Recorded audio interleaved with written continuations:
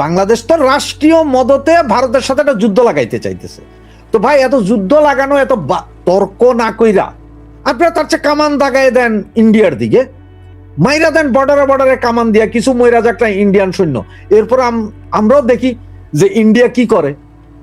India তো ব্রাহ্মস একটা মারলে আমরা শেষ, নাকি ওইটার জন্য আমরা আবার S-400 কিনছে কিনা তাও জানি না। বাংলাদেশ সরকার নিজেই চাইতেছে যে বাংলাদেশকে জঙ্গি রাষ্ট্র করতে, অলরেডি জঙ্গি রাষ্ট্র। সরকার নিজে চাইতেছে ইন্ডিয়ার সাথে একটা যুদ্ধ বাঁধাইতে।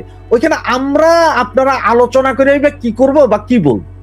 কারণ বাংলাদেশে তো এখন মৌলবাদীদের যে উত্থান, এই এক হাদি মৌলবাদী হাদিরই নিয়ে আপনাদের যে উত্থান, যে হই হই রই রই অবস্থা, তাতে সেই দিন যদি অবশ্যই ইন্ডিয়ান সেনা প্রধানের সাথে ইয়ের কথা না হইতো, কার? আমাদের সেনা প্রধানের, তাইলে মনে হয়তো ওই দিন আরো কিছু করতো। আপনি একটা জিনিস খেয়াল করছেন কিনা জানি না, সংসদ ভবন আক্রমণ করতে গেছিল, কিন্তু সেদিন সেনা বাহিনী একটু স্ট্রং থাকাতে পারে নাই। এখন ইন্ডিয়ান সেনাপ্রধান সরাসরি নাকি বলছে যে আপনাদের যা ইচ্ছা আপনারা দেশে করেন, আমাদের নিয়ে মাতামাতি করার দরকার নাই। তবে আমাদের দিকে যদি আঙ্গুল তুলা বা চোখ তুলে তাকানোর চেষ্টা করেন, ওই চোখ উপড়ে ফেলবো, আর ওই আঙ্গুলো একদম ভাইঙ্গা আপনাদেরকে ওই যে হাদির মতন, হাদি কোথায় কোথায় জানি ছিঁড়ে ফেলতে বলছে, যে ওইসব জায়গা দিয়ে ঢুকাই দিব। এত অপমানের পরও, এত কিছু বলার পর আপনাদের হুঁশ হয় না। ইন্ডিয়া একটা পারমাণবিক দেশ, সবচেয়ে মজার বিষয় ইন্ডিয়া একটা পারমাণবিক দেশ। ইউক্রেনরে তো সারা দুনিয়া হেল্প করছে। ইউক্রেন চাইলে তো রাশিয়াতে ভালোভাবে মারত, তো মারে না কেন? ডরে। ইউরোপের ন্যাটো কেন সরাসরি যুদ্ধে নামে না? কারণ ভয়ে, কারণ হচ্ছে ওর কাছে পারমাণবিক অস্ত্র আছে। আরে বাঙালি ওনারা মনে করে যে ওরে বাপ, ওনারা পারলেই যাবে। আমাদের এখনো কামান দাগাইতে গেলে কামানের নল ভাঙিয়া যায়। ওই যে রাইফেল যেগুলো আছে এগুলো ডাইনে মারলে বামে গুলি যায়। আর আমাদের যে সেনাবাহিনী, এগুলোর তো কোনো গার্ডসই নেই। বেশি লাগবে না, একটা ব্রাহ্মস মারলেই আপনার শেষ বাংলাদেশ। সেখানে ওরা যায় ইন্ডিয়ার লগে পোল্টি দিতে।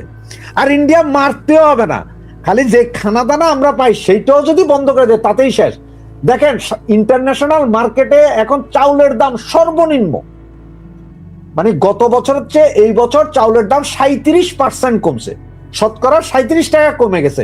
সেইখানে এখনো ইয়ে বাড়তেছে কি, আমার দেশে চাউলের দাম বাড়তেছে, বেড়েই যাচ্ছে বেড়েই যাচ্ছে। তো ইন্ডিয়ার লাগে আপনারা যুদ্ধ করেন ভাই, বর্ডার বন্ধ করে দেন, সীমান্ত বন্ধ করে দেন।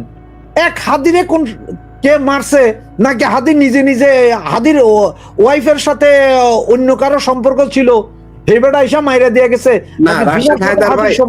আমরা হাদি প্রসঙ্গ নিয়ে আলোচনা করব না আমাদের।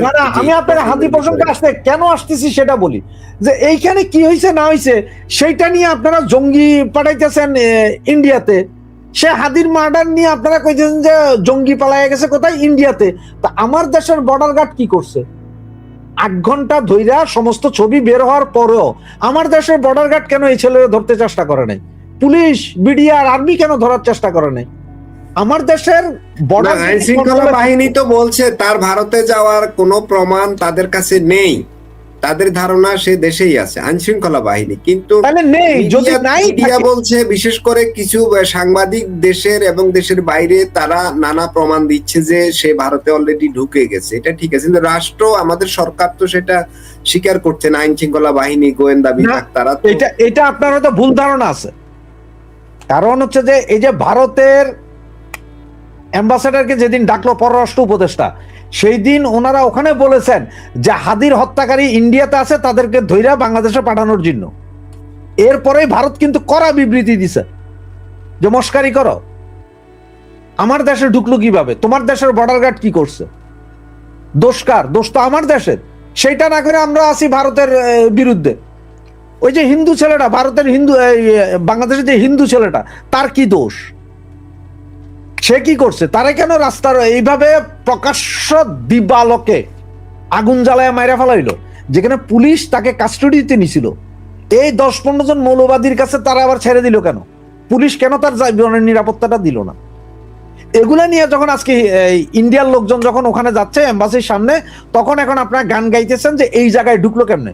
তাহলে এই জায়গায় যদি বাঙালি ইন্ডিয়ান ঢুকলো কেমনে সেটা বলে, তাহলে ভারতীয় এম্বাসিতে সরাসরি আক্রমণ করাইছে কে?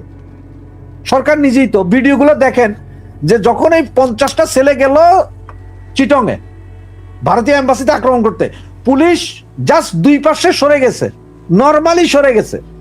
এবং শুধু সরে যায় নাই, পরবর্তীতে আক্রমণ করে ওরা যখন ফিরে গেছে তারপরে মনে হয় 6 জনকে পুলিশ অ্যারেস্ট করছিল।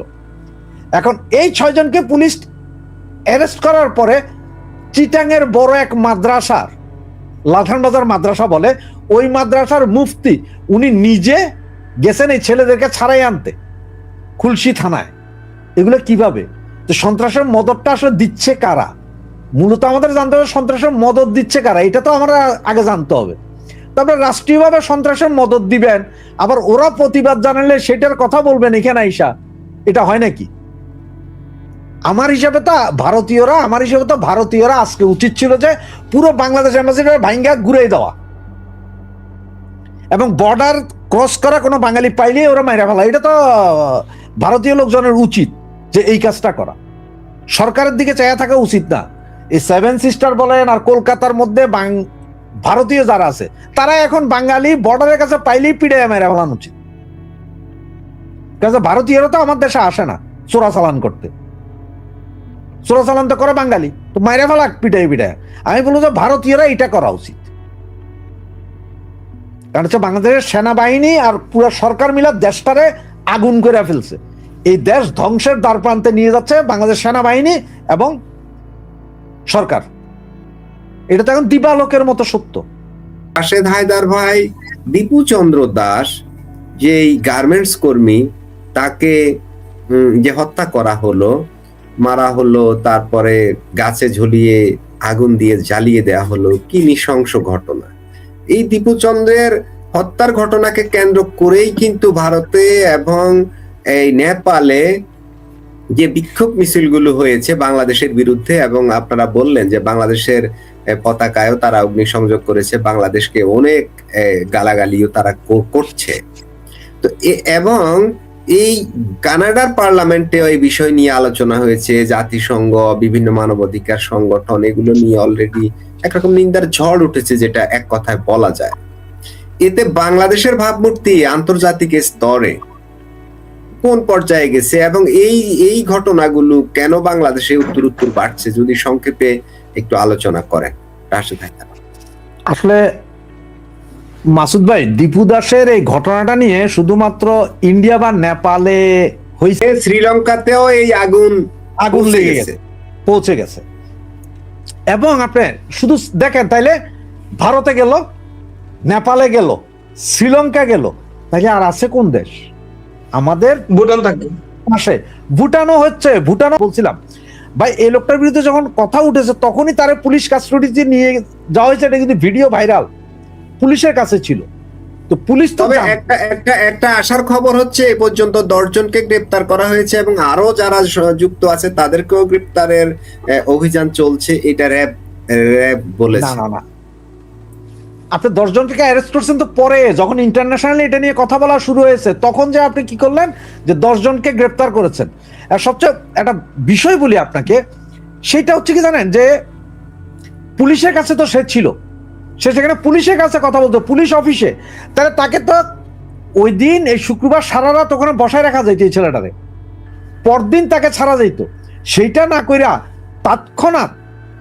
তৎক্ষণাৎ এই মৌলবাদীদের হাতে তুলে দিল কেন পুলিশ? এই প্রশ্নটা তাহলে যারা তুলছে তাদেরকে আগে অ্যারেস্ট করা উচিত পুলিশের।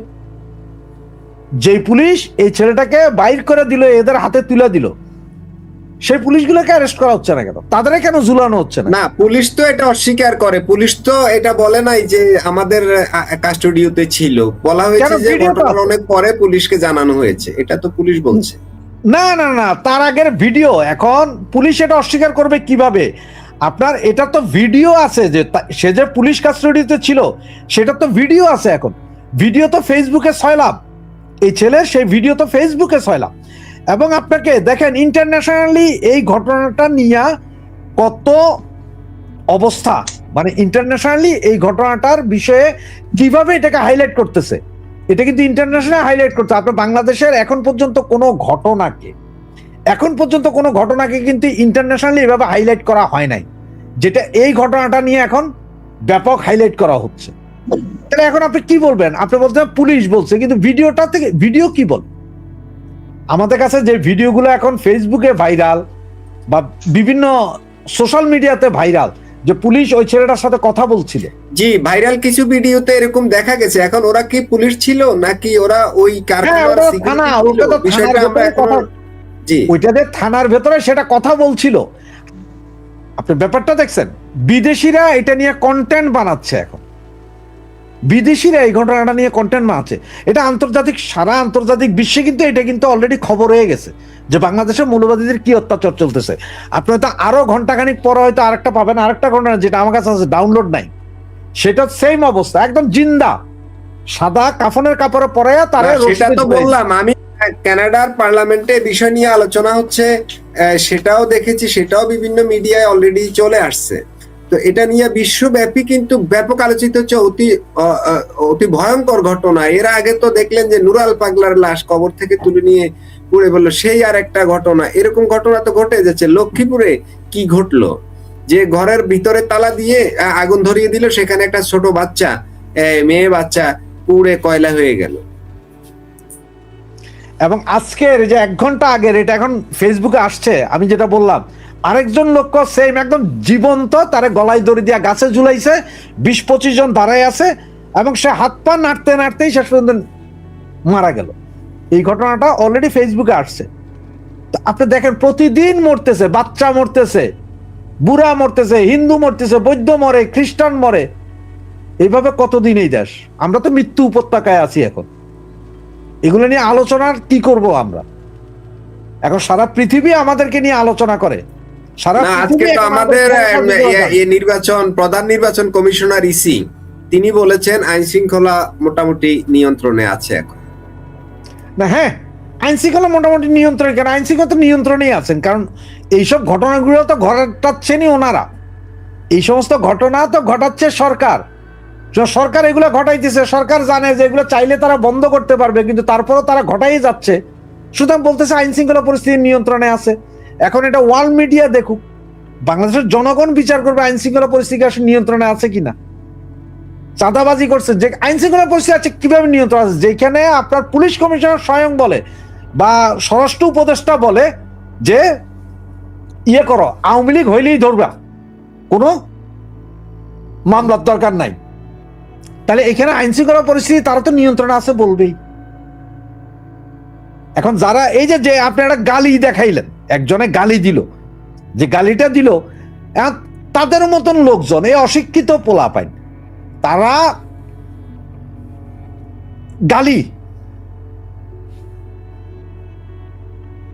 এই যে গালি দিতেছে, সে যে গালি দিতেছে, এখন তারা যদি বলা হয় যে তুই তোর এই গালিটা তো তোর বাপ মার থেকে শিক্ষা পাইছস, এর বাপ মা ওইভাবে গালি দিত, এর শিক্ষা এখানে, হে তো ভালো কিছু শিখে নাই। এখন তারও যখন যুক্তি নাই, যে যুক্তি দিয়ে কথা বলতে পারে না, এরা গালাগালি করে ইসলাম প্রতিষ্ঠা করে, বুঝেন নাই? না, আমি এটাকে ইসলামের শিক্ষা দিছে গালাগালি করা। সুন্দর। না না, আমি ওকে ইসলামের শিক্ষা দিছে গালাগালি করা না। মানে ইসলামের এটা কোরআনে পরিষ্কার সূরা নাজিল হইছে যে তোমরা রাশেদ হায়দার ভাই, নো, এই বিষয় নিয়ে আমরা কথা বলবো না। ধর্মীয় বিষয়ে আমাদের আলোচ্য বিষয় না। আমি সুযোগ হলে আবার আসবো। আমরা লাইভের শেষে চলে আসছি। আমি রফিক আপনি একটা জিনিস শুনেন, হ্যাঁ বলেন। হ্যাঁ, আমি ওই বিষয়টা যে এই যে আন্তর্জাতিক মিডিয়ায়, আন্তর্জাতিক বিভিন্ন স্তরে এই ঘটনাটা যে চলে গেল, বাংলাদেশ যে একটা কি ধরনের এক পরিবেশ, আইন শৃঙ্খলা, সেটা যে অলরেডি বিশ্বব্যাপী যে বাংলাদেশের ভাবমূর্তিটা কোন পর্যায়ে নিয়ে গেল, একটু শুনতে চাইবো। সংক্ষেপে যদি আলোচনা করেন, আমরা শেষ দিকে। ধন্যবাদ রফিক ভাই।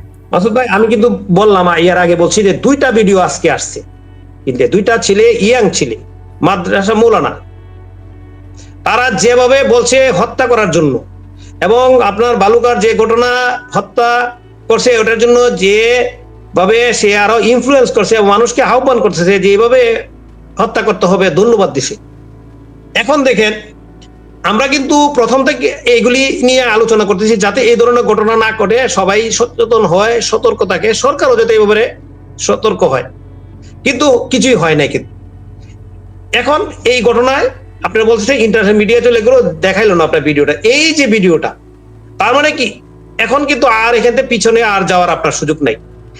আমরা কিন্তু আগেতেই বলতেছি যে ভারত অত্যন্ত বুদ্ধিদত্ত লোক, যারা রাজনীতিবিদ, তারা এইগুলি সব ভিডিও কালেকশন করতেছে, কথাগুলি কালেকশন করতেছে, বিভিন্ন তথ্য প্রমাণ আছে এবং ইন্টারন্যাশনাল ইয়াতে দিবে, কমিউনিটি দিবে, দেওয়ার পরে দেখবেন বাংলাদেশের কোন দিকে তাদের অবস্থানটা চলে যায়। এখন এই যে এতদিন কিন্তু ঝুলায় রাখছে, মারছে, এই যে রাশেদ ভাই একদম বললো যে একটা লোককে অর্ধেক মৃত অবস্থায় ঝুলায় পরে এখানেই মারা গেছে, কালকে এই যে ফেনীতে লক্ষ্মীপুরের যে বাচ্চাটা আগুনে পড়লো, এর আগে তো অনেক হইল।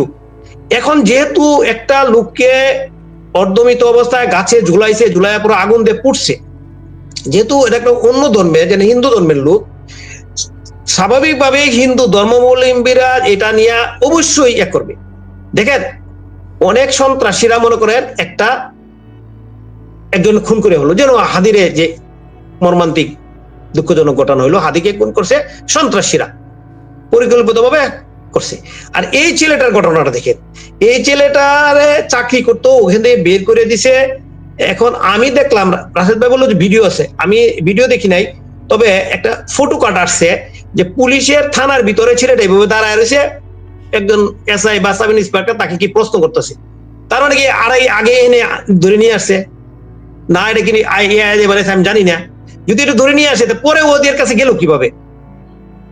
এটা আমরা যাই বলি না কেন, তারা তো এই জিনিসটাকে সুন্দর করে ফুট আপ করবে, বিদেশি মিডিয়াতে ফুট আপ করবে। ফুট আপ করলে এখন এই যে বলতেছেন কানাডা পার্লামেন্টে আসতেছে, বিভিন্ন আপনার এই যে নেপালে বিক্ষোভ হয়েছে, দুদিন কালকে দেখেন আপনার শ্রীলঙ্কাতে হয়েছে, এরপর আপনি দেখেন ভুটানে হবে, আশেপাশে অন্যান্য কান্ট্রিগুলিতে হবে, ইউরোপীয়, আপনি বলেন কানাডাতে পার্লামেন্টে আলোচনা হয়েছে,